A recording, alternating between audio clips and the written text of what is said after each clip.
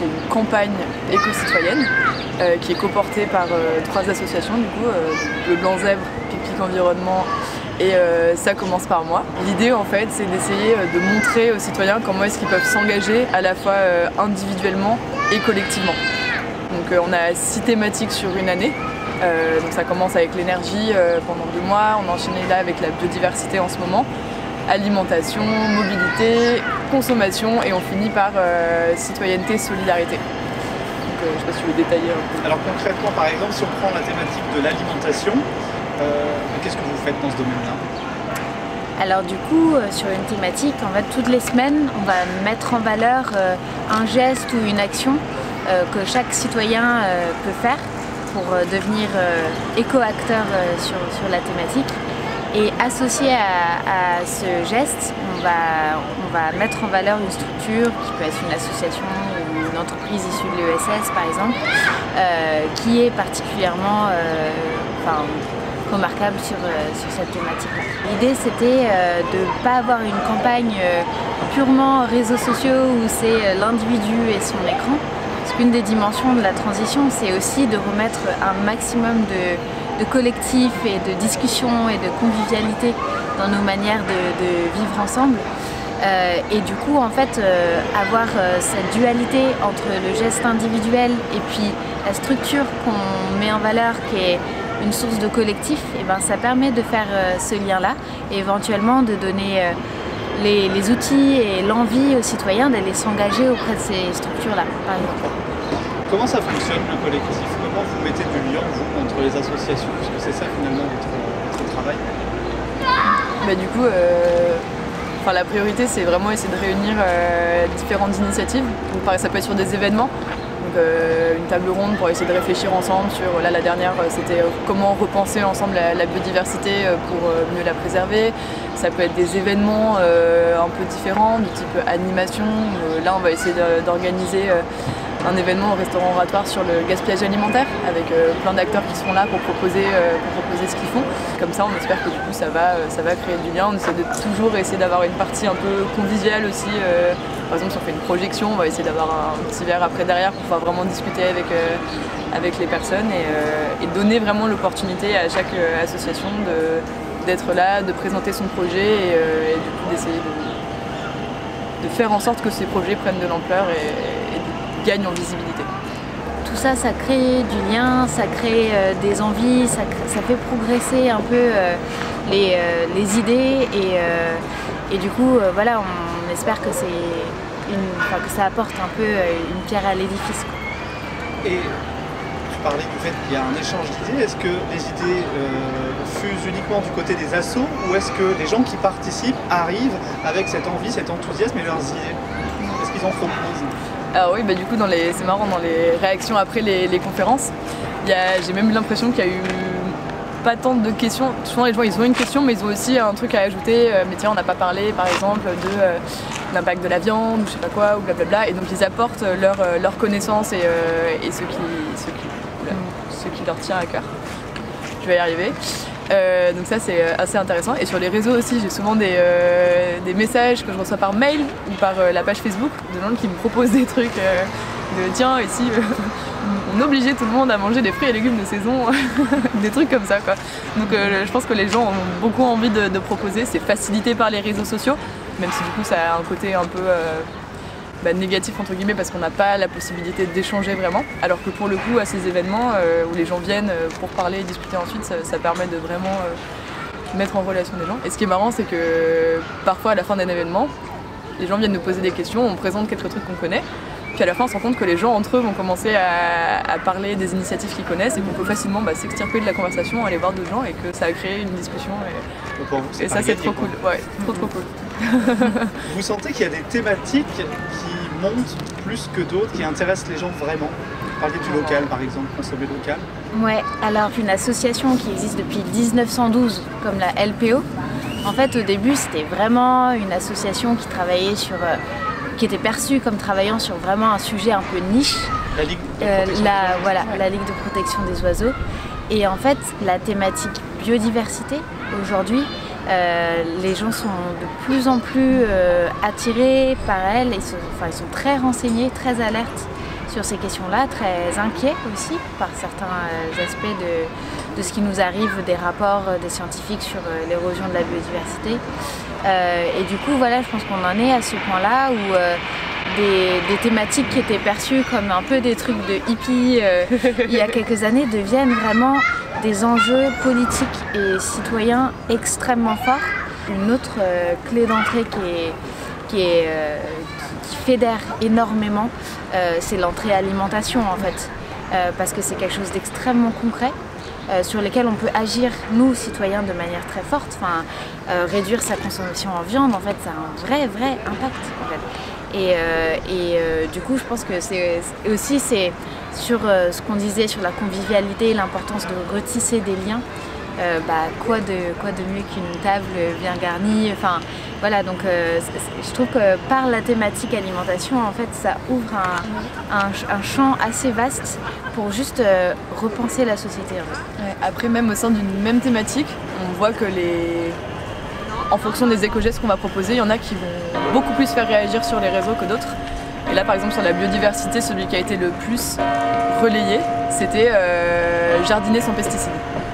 Donc les pesticides, vraiment, je crois que c'est quelque chose qui est vraiment dans le débat public et ça a été partagé je sais pas combien de fois. C'est une publication par rapport aux autres, en tout cas, qui a été vraiment beaucoup plus partagée. Les gens ont beaucoup plus réagi, commenté. Donc je crois que c'est vraiment un sujet en ce moment. Vous arrivez donc pour faire le lien entre les assos, proposer des éco-gestes aux citoyens. Où est-ce que vous les avez glanés? C'est quoi votre expertise, votre expérience? Comment est-ce que vous en arrivez à proposer tout ça? Justement, c'est là où le travail avec Julien Vidal du coup de Ça commence par moi est intéressant, parce que lui, il avait déjà fait tout ce travail-là sur 365 jours. Il avait mis en valeur quotidiennement des éco-gestes en montrant en quoi ça réduisait notre empreinte carbone et avec plein de conseils aussi pour pouvoir le mettre en place. Donc en fait, voilà, l'expertise, elle était là. Et en fait, nous, on a vraiment juste... on joue le travail... Enfin, on fait un travail de chef d'orchestre, quoi. On essaye de créer une équipe à partir de tout ça et de mettre en harmonie les différentes expertises et les différents champs d'action. Voilà. C'est un travail de virtuose parce que le nom de votre association, c'est 1 an pour le climat. Donc 1 an, c'est court. Pourquoi 1 an? Alors, en fait, il y a dans les manifs climat, on entendait pas mal. En fait, on a une fenêtre de 2 ans pour vraiment faire la bascule et vraiment changer radicalement les choses. Du coup, c'était aussi un peu pour donner un peu cette notion d'urgence en fait. Sur le côté, en fait, cette question-là, elle devrait nous obséder. Tout le monde devrait être très inquiet et tout le monde devrait être en train de questionner chaque aspect de sa vie pour qu'on se mette tous en mouvement ensemble, parce qu'il y a effectivement vraiment urgence. Donc de donner cette fenêtre de temps, d'une part ça nous permettait de structurer un peu la campagne, de lui donner un début, une fin et de travailler par mois. Mais il y avait aussi cette idée de dire en fait les échéances, c'est pas à 10 ans, 20 ans. Les changements, c'est vraiment dans les mois et les années, mais 2-3 ans. C'est dans ce champ de temps-là qu'il faut qu'on agisse de manière très radicale en fait. Donc c'était un peu, voilà, pour ces raisons-là. Sinon les conséquences seront irréversibles. Il y a déjà des conséquences du changement climatique qui sont irréversibles. Donc j'entends le message principal qui est de dire, c'est maintenant que ça se joue, il y a urgence. Est-ce qu'il y a un autre message que vous voudriez faire passer aux millions de gens qui regardent les Pandarous chaque semaine? Non, je pense que ce qui est important aussi, c'est de relégitimer l'action citoyenne, entre guillemets, parce que pour beaucoup des thématiques en lien avec le changement climatique, la biodiversité, dans l'esprit des gens, c'est à l'État de bouger, aux entreprises de bouger. C'est des questions qui ont été très dépossédées des citoyens. Donc peut-être un peu moins sur l'alimentation, effectivement, mais tout ce qui est énergie, mobilité, comme il y a plein de choses sur lesquelles on n'a pas forcément la main, entre guillemets. Enfin, on ne peut pas inventer des infrastructures, on peut pas... voilà, c'est un peu compliqué.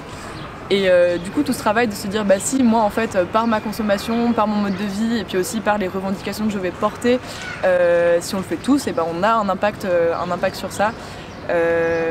Agir pour le climat, ça se réduit pas, d'ailleurs pas forcément pour le climat, mais agir pour l'environnement en général, ça se réduit pas à trier ses déchets, même si c'est déjà bien, à trier ses déchets, éteindre la lumière chez soi et avoir un compost dans son jardin. C'est quelque chose qu'il faut aller beaucoup plus loin dans la démarche, vraiment réinterroger ses modes de vie et ça tout le monde en est capable. Et je pense qu'il y a... Ouais. Moi je rajouterais là-dessus, mais ça va dans le même sens, c'est que il y a une vraie complémentarité en fait entre ce qu'on peut faire en tant que citoyen engagé au quotidien et puis ce qui se passe politiquement. La dernière thématique qu'on va travailler, c'est la thématique de la citoyenneté. Et en fait, on est à une période où les citoyens ont envie de se... on sent que ça se réengage politiquement. Ça se traduit par plein de choses, hein. Mais en ce moment, on sent vraiment qu'il y a cette envie de débat, de dialogue et de réengagement dans la sphère plus proprement politique. Et du coup, voilà, de travailler cette complémentarité entre ce qu'on peut faire au quotidien et puis notre vote, elle est intéressante aussi et que tout ça fait système et c'est complémentaire. Et je rajouterais, ça mène à des modes de vie qui sont déjà beaucoup plus sains en termes de santé et puis on est beaucoup mieux quoi, avec soi-même et avec les autres. Voilà. Comment a germé cette campagne? Alors du coup oui, il y a eu cette rencontre avec Julien où